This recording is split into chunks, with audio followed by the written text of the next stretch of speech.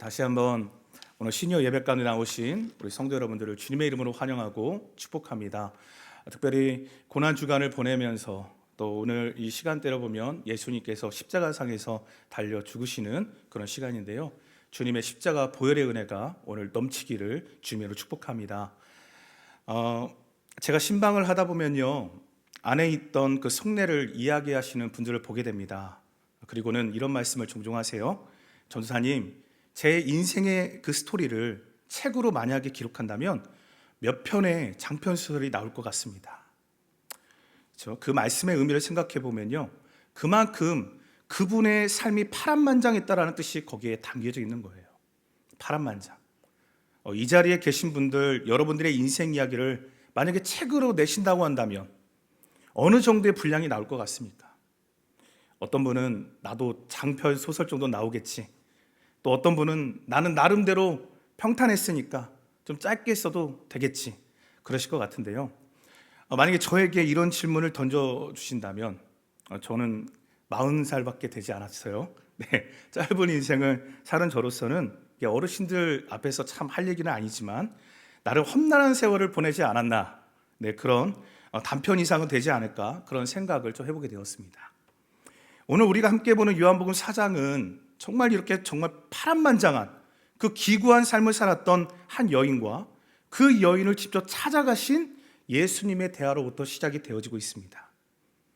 여자의 파란만장한 인생, 이 여인의 기구한 삶을 나타내는 단어가 오늘 본문에 등장하는데요, 삶의 갈증을 이야기하는 단어, 그것은 바로 물이라고 하는 단어입니다.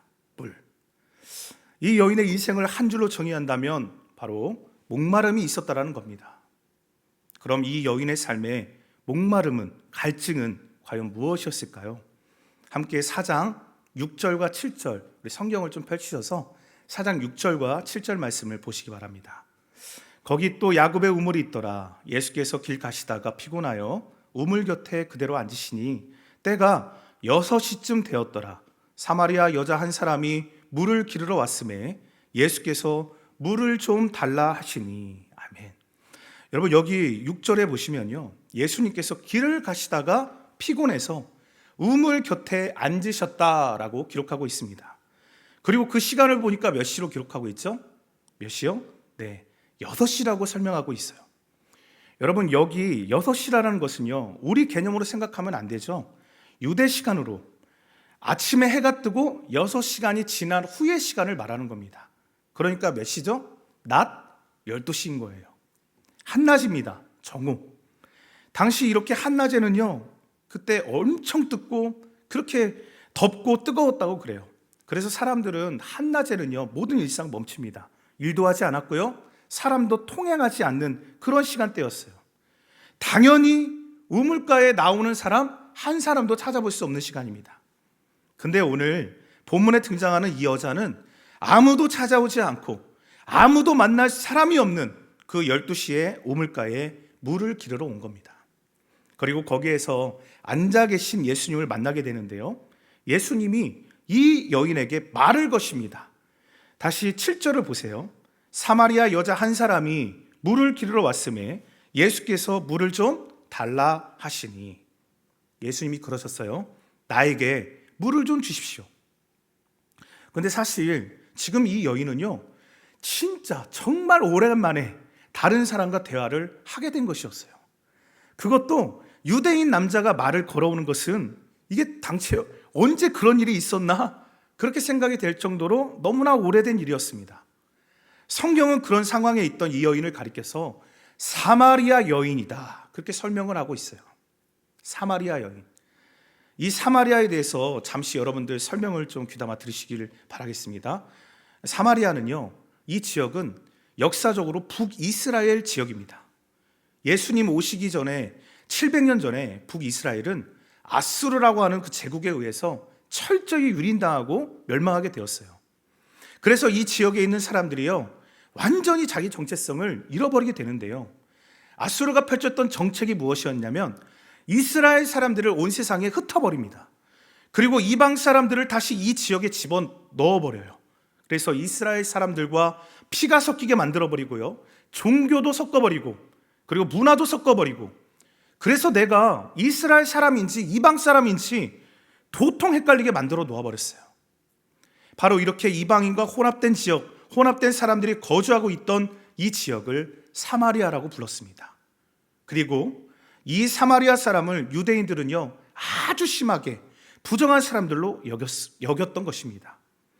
정통 유대인들은 아예 이 사마리아하고는 상종도 하지 않을 뿐더러 그 지역의 땅도 밟지도 않았습니다. 좀 심한 말로 하면요, 유대인들은 이 사마리아 사람들을 개만도 못한 취급을 했던 거예요. 아니, 개보다. 네, 정말 그렇게 취급을 했어요. 그런 비참한 취급을 받던 사마리아 사람들 중에서도 오늘 본문에 등장하는 이 여자는 사마리아 사람들 중에서도 그야말로 최악의 취급을 받던 자였는데요, 사람들이 하도 무시를 하니까 견디질 못하고 아무도 없는 그 시간에 이 여인이 물을 기르러 우물가로 나온 겁니다.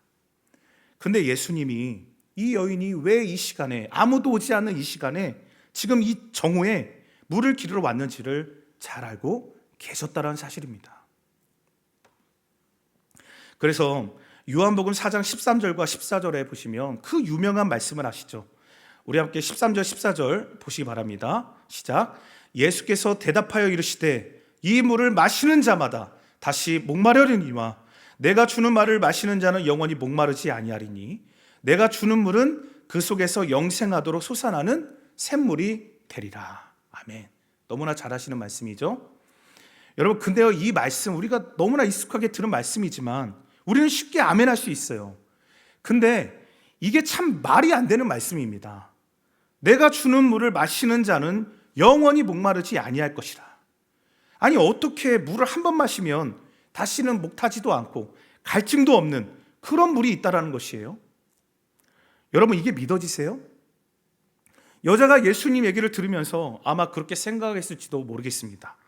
아니, 지금 저를 놀리는 겁니까? 무시하는 거예요? 다른 사람들이 나 무시한다고 당신도 나를 무시하는 겁니까? 근데요, 이 사마리아 여자가 이 예수님 말씀을 듣자마자 이어지는 15절에 이렇게 이야기하고 있습니다.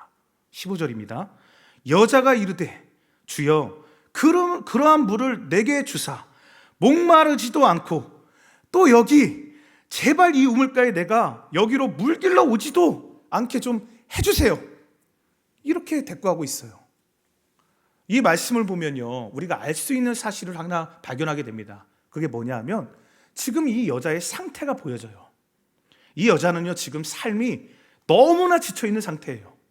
그렇지 않아도 남들 시선 피해서 한낮에 물 길러 오는 이 인생이 이제는 너무나 지쳐버릴 대로 지쳐서 너무너무 지긋지긋한 그런 상태에 다다라 있는 상황인 겁니다. 근데 처음 만난 어떤 한 남자가 지금 내가 주는 물을 먹으면 다시는 목마르지 않을 거예요, 그렇게 얘기를 하니까 이 여자가 자기의 마음을 확 열어버린 그런 상황인 겁니다. 마음을 확 열어버렸어요. 여러분, 우리가 누군가와 대화를 하다가 마음을 확 여는 시점이 있어요. 그게 언제죠? 바로 내 처지, 내 상황, 내 상처, 이것을 누군가가 알아줄 때 그렇습니다. 그렇죠? 이 여자가 지금 자기 마음을 알아주는 예수님께 마음을 연 거예요. 서두에서 말씀드렸지만 예수님은 이미 이 여인이 무엇 때문에 갈증이 있는 것인지, 무슨 이유 때문에 목이 마른 것인지를 너무나 잘 알고 계셨습니다. 그래서 예수님은 바로 그것을 건드리신 겁니다. 그 상처를, 그 목마름을, 그 갈증을. 이어지는 16절을 보시기 바랍니다.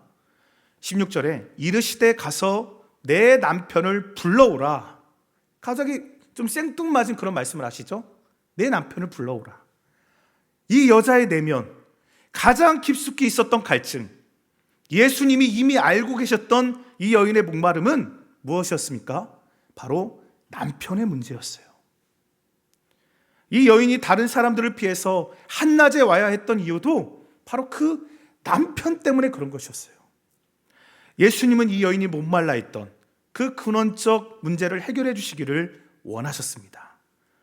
그래서 이 문제를 건드리지 않고는 다른 것을 아무리 내가 너에게 준다 하여도 그것은 의미가 없다, 이 여인의 타는 갈증이 해결될 수 없다라는 것을 예수님이 잘 알고 계셨다는 사실입니다.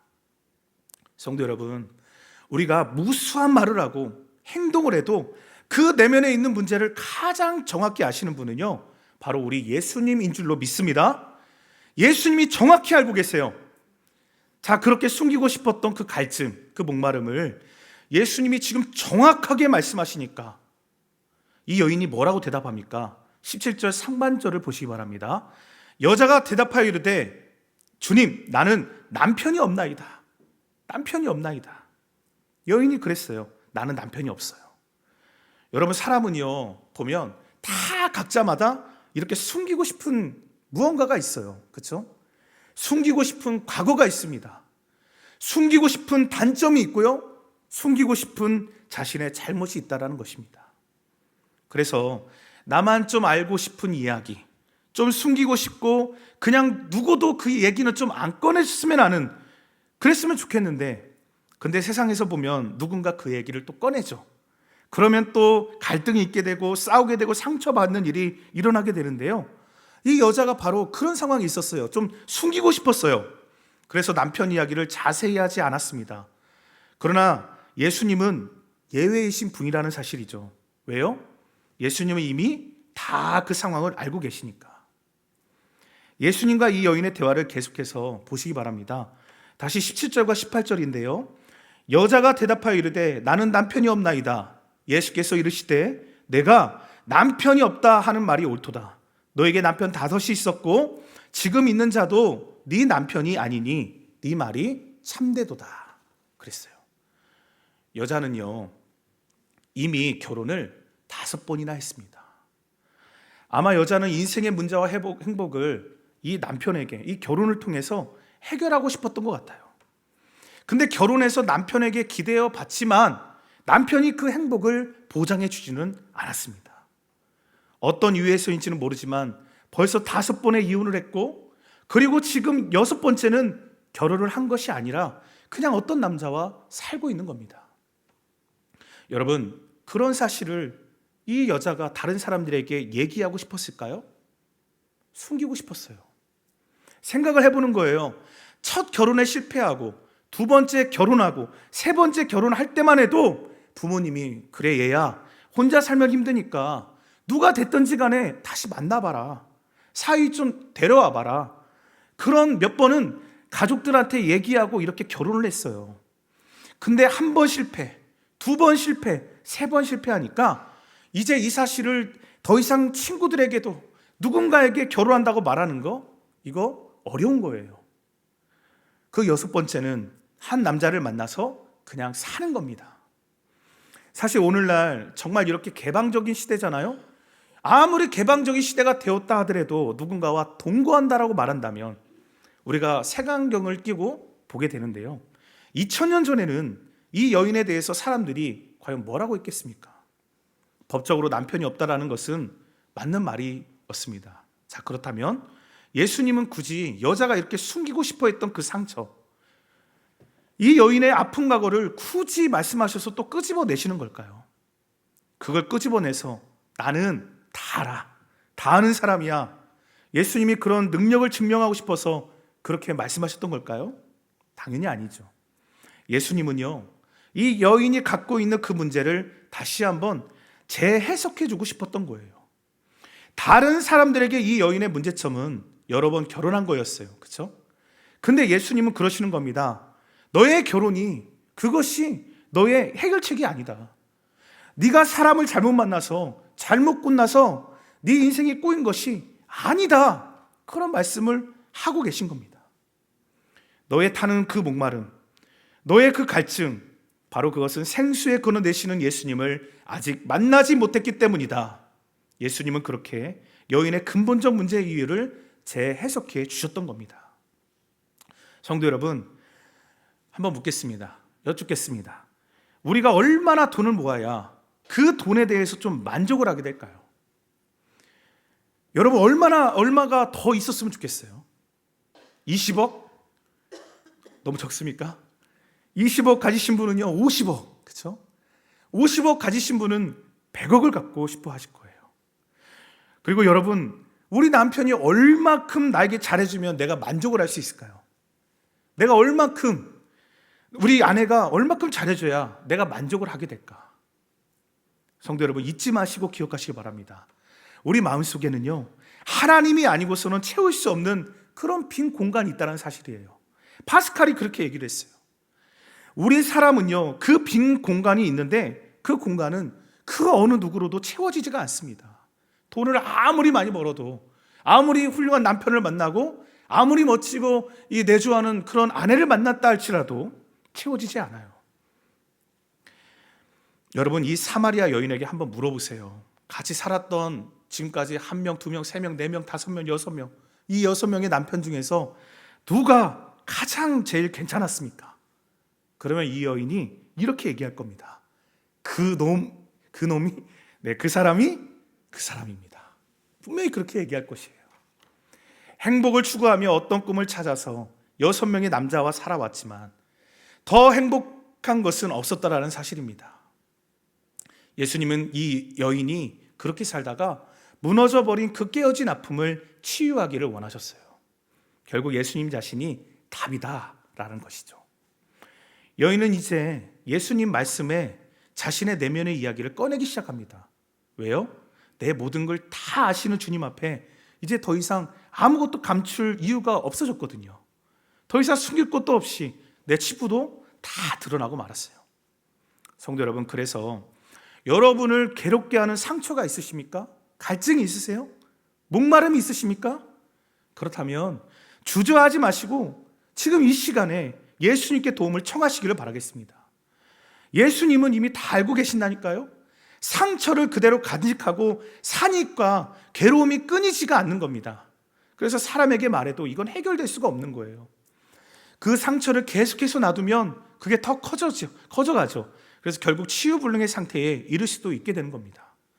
예수님만이 저와 여러분의 유일하신 완전한 치료자 되심을 믿으시고 오늘 이 예배 가운데 그분께 도움을 요청하시고 응답받는 저와 여러분 되시기를 주님의 이름으로 축복합니다.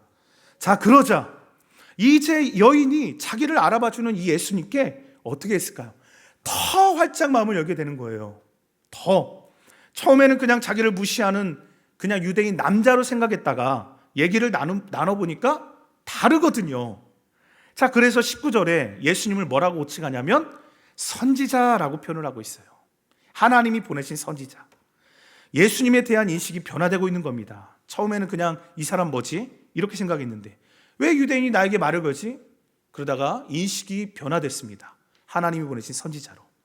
자, 그래서 당시 개 취급받던 자신에게 이런 선지자를 보내신 하나님의 사랑이 막 느껴지는 거예요. 감격스럽거든요. 한 번도 인생 살면서 날마다 지긋지긋하고 힘들고 괴롭고 외로웠는데 하나님께서 나에게 이런 선지자를 보내셨다라고 생각을 하니까 그 하나님의 사랑을 깨닫고 나니까 이 여자는 이제 어떤 마음이 들었냐면 하나님을 예배하고 싶은 열망에 사로잡히고 있었던 겁니다. 그래서 당시 좀 예배에 대해서 궁금했던 내용을 예수님께 여쭙고 있어요. 여러분, 그 내용이 20절입니다. 20절 한번 보십시오. 우리 함께 한번 봉독해 볼까요? 시작. 우리 조상들은 이 산에서 예배하였는데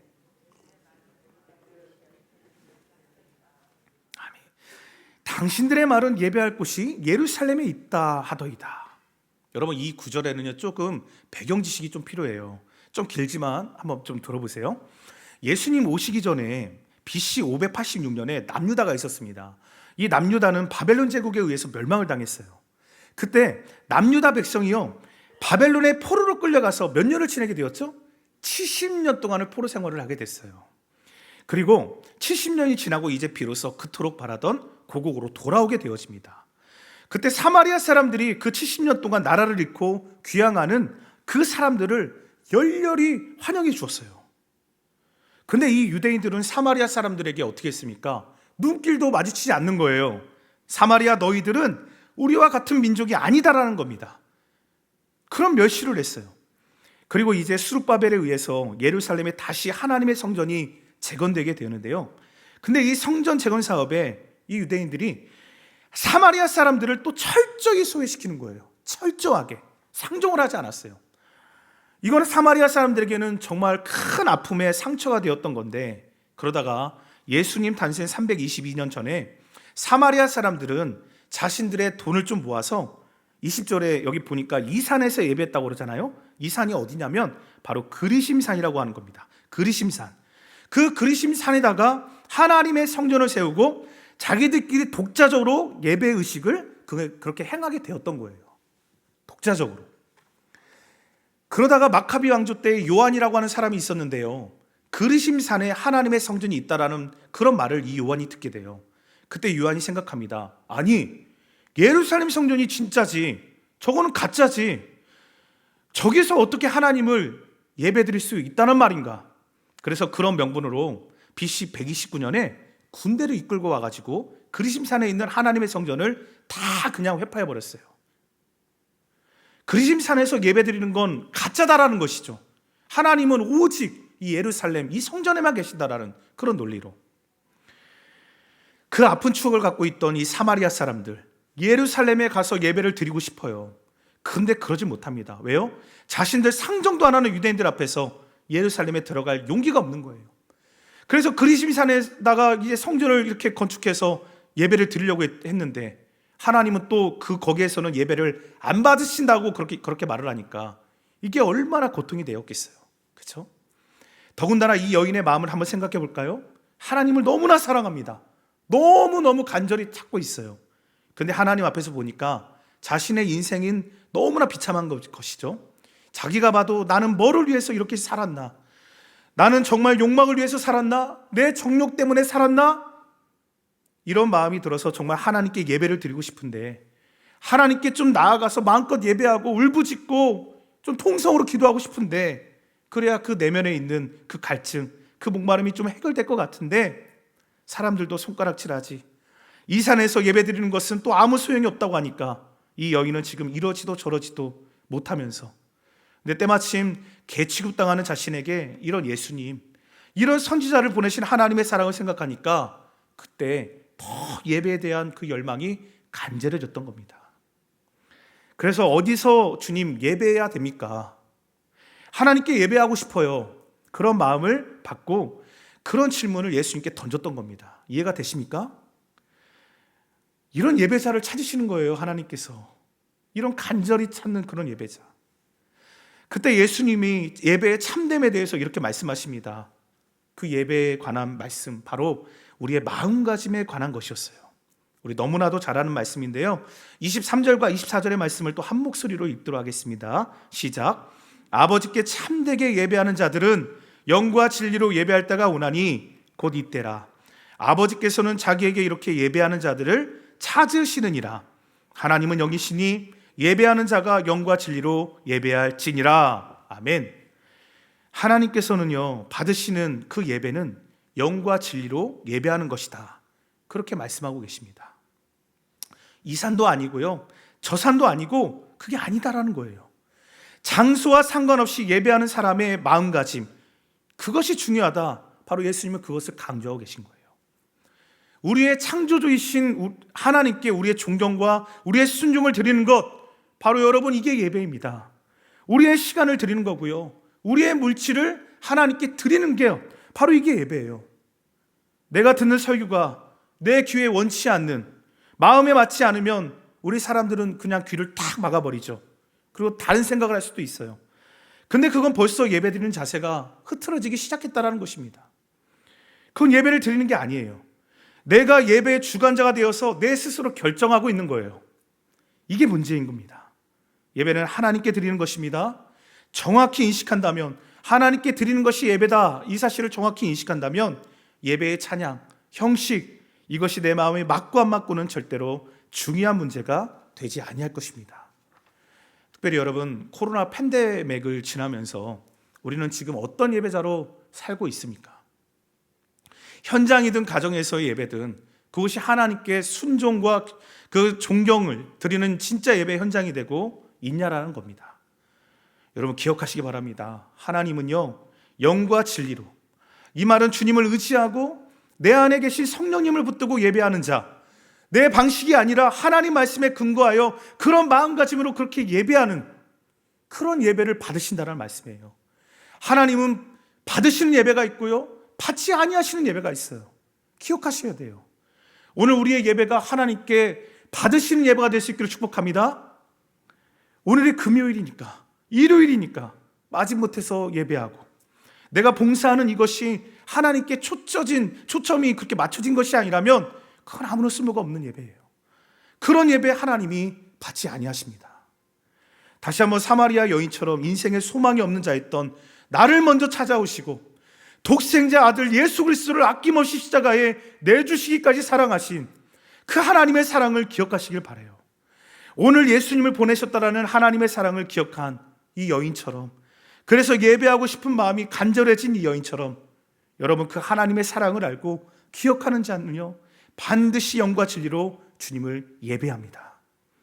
그 하나님의 용서를 경험한 자는 마음의 중심을 다해서 영과 진리로 예배할 수밖에 없어요. 이 시간 그런 은혜를 경험한 저와 여러분이 다시 한번 내 개인의 예배를 점검하고요, 하나님이 찾으시고 원하시는 그런 중심을 드리는 진짜 하나님이 찾으시는 예배자로 다시 서실 수 있기를 우리 주님의 이름으로 축복합니다. 마지막으로, 자, 이렇게 예수님께서 이 사마리아 여인의 마음을 그렇게 만지시니까 여러분 예배에 대한 답을 얻으니까 어떤 결과가 일어난 줄 아십니까? 여인의 그 깨졌던 그 심령의 회복의 역사가 일어났어요. 이제 그 여인은 주님의 이름을 증거하는 귀한 도구로 쓰임받게 됩니다. 한 가지 예화를 좀 말씀드리고 싶은데요, 한 주인이 있었습니다. 한 주인에게는 물을 기르러 가는 물동이가 여러 개가 있었다고 그래요. 근데 이 주인이 매번 물동이 2개를 왼쪽에 하나 그리고 오른쪽에 하나 지게 이렇게 지고 가는데 늘 완전한 2개가 아니라 하나는 깨어진 것을 가지고 그렇게 물을 기르러 가는 겁니다. 이 깨어진 항아리에 물을 가지고 오면 처음에는 가득 채워져 있었는데 집에 오면 절반밖에는 남아있지 않았어요. 어느 날 이 깨어진 물 항아리가 주인님께 너무나 죄송했습니다. 내가 온전치 못해서, 내가 이렇게 깨져서 우리 주인에게 민폐가 되고 있구나, 폐를 끼치고 있구나, 나 때문에 우리 주인이 그렇게 고생해서 갖고 오는 물이 다 중간에 없어지고 버려지고 마는구나, 너무 미안한 마음이 들어서 어느 날 주인에게 그렇게 이야기합니다. 주인님, 어찌 저를 버리지 않고 저렇게 괜찮은 항아리들이 있는데 왜 저 새 것들을 사용하지 않으십니까? 주인님, 저는 별로 소용이 없는 물건이에요. 근데 주인이 그 깨진 항아리의 이야기를 듣고도 아무 말 없이 다음 날에도 똑같은 길을 걸어가고 있는 겁니다. 이 깨어진 항아리는 그렇게 주인께 말했는데도 변함없이 자기를 데리고 가는 주인께 계속적으로 미안했습니다. 그리고 물을 다시 또 채웠어요, 항아리에다가. 그리고는 다시 집으로 돌아오는 길에 주인이 그 깨어진 항아리를 보면서 이야기를 합니다. 얘야, 우리가 함께 걸어온 길을 돌아보거라. 그제서야 물 항아리는 그들이 돌아오는 그 길 양옆에 수많은 꽃들이 피어져 있는 것을 보게 됩니다. 주인님, 누가 이 산길에다가 꽃씨를 뿌려놓았죠? 언제 이렇게 예쁜 꽃들이 피었죠? 누가 했습니까? 그러자 주인이 핑그레 웃으면서 말합니다. 이 메마른 산길가에 피어진 예쁜 꽃들은 바로 너 때문이란다. 네가 깨진 덕분에 그 틈새에서 나온 물을 먹고 자란 꽃들이 이렇게 아름답게 꽃을 피웠어. 그리고 내가 물 길러 올 때마다 이 꽃들은 나에게 행복을 항상 주고 있단다. 여러분, 사마리아 여인은요 깨진 항아리였어요. 깨진 항아리. 이 깨어진 항아리 같은 여인이 예수님을 만난 다음에 물동이를 버려두고 동네로 달려갑니다. 그리고 그 동네에 가서 이렇게 외칩니다. 28절과 29절을 보세요. 여자가 물동이를 버려두고 동네로 들어가서 사람들에게 이르되 내가 행한 모든 일을 내게 말한 사람을 와서 보라. 이는 그리스도가 아니냐 하니. 여기 보니까 여자가 동네에 가서 그럽니다. 여러분, 내가 메시아를 만났습니다. 내가 만난 그 사람을 보십시오. 동네 사람들은 이 여자가 깨진 존재인 것을 다 알고 있었어요. 더럽고 눈도 못 마주치는 그런 깨어진 존재인데 이 여자가 지금 너무나도 당당하게 나타나서 사람들에게 말을 하고 있는 겁니다. 그리고 그 여자로 인해서 많은 사마리아 사람들이 어떻게 된 줄 아십니까? 예수님을 영접하게 돼요. 믿게 되었어요. 39절을 보세요. 여자의 말이 내가 행한 모든 것을 그가 내게 말하였다 증언하므로 그 동네 중에 많은 사마리아인이 예수를 어떻게 해요? 믿는지라. 할렐루야. 이 여인의 깨어진 상처가 결국 다른 사람들을 회복시키는 도구가 되었습니다. 여러분, 이 세상에 금이 안 간 인생이 어디 있습니까? 이 세상에 흠도 없고 결점 없는 사람이 어디 있어요? 내가 금이 간 존재이고 결점이 있는 존재인 것을 인식하고 그 연약함이 있어야 하나님 앞에 나아가지 않겠습니까? 깨어진 심령이기에 더 하나님을 바라보고 기도하는 것, 내가 여전히 깨어진 존재이기 때문에 그렇게 무너질 수밖에 없는 존재이기 때문에 더 겸손해지는 것은 아닐까요? 그래서 하나님은 이 깨어진 사마리아 여인을 회복시키시고 그렇게 쓰셨던 겁니다. 그래서 예수님은 이 사마리아 여인을 친히 찾아가신 거예요. 그 여인의 근본적 문제를 해결하시고 결국 주님의 이름을 증거하는 위대한 도구로 사용하셨던 겁니다. 가치 있는 사람으로. 성도 여러분, 깨어진 마음이 주님 앞에 나아갈 때 얻는 능력이라는 것이 바로 이런 것이에요. 깨어진 마음이 치유된 사람은 다른 사람을 치유할 수가 있습니다. 나도 상처가 있기 때문에 그 아픔을 아는 겁니다.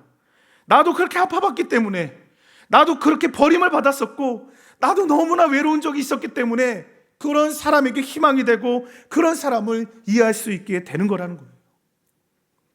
아파하고 힘들어하는 사람이 손잡아주고 같이 아파할 때 회복이 일어나지 않겠습니까? 그런데 이런 우리의 그 회복을 통해서 우리가 먼저 하나님을 만나는 이런 일들을 통해서 하나님이 하실 일들이 우리 주변에는 너무나 많다는 거예요. 우리의 아픔을 우리 예수님께서 예배 가운데 들으시기를 그렇게 바랬습니다. 주님은 우리 이미 유물가에 앉아 계셨어요. 여인을 기다리셨던 것처럼 이미 우리의 마음을 다 알고 계시고요, 지금 이 시간에 기다리고 계십니다. 주님은 우리의 문제의 그 근본적인 해결을 원하고 계세요. 여러분, 주님 앞에 숨길 것 없이 있는 여러분들의 그 갈증과 목마름을 그대로 가지고 나아가시길 바라겠습니다. 그럴 때 우리의 목마름이, 갈증이 해결되는 회복의 역사를 반드시 경험하게 될 줄로 믿습니다. 그리고 주님의 은혜로 회복되어져서 우리 주변에 있는 사람들에게 이 예수님을 전하고, 그런 아픔 가운데 있는 자들에게 내가 찾아가서 함께 위로해주고, 치유가 필요한 자들에게 찾아가서 위로의 말씀을 전하며 함께 중보기도 해주고, 그래서 이 땅 가운데 아름다운 열매를 맺는 저와 여러분, 우리 모두가 되실 수 있기를 우리 주님의 이름으로 간절히 축복합니다.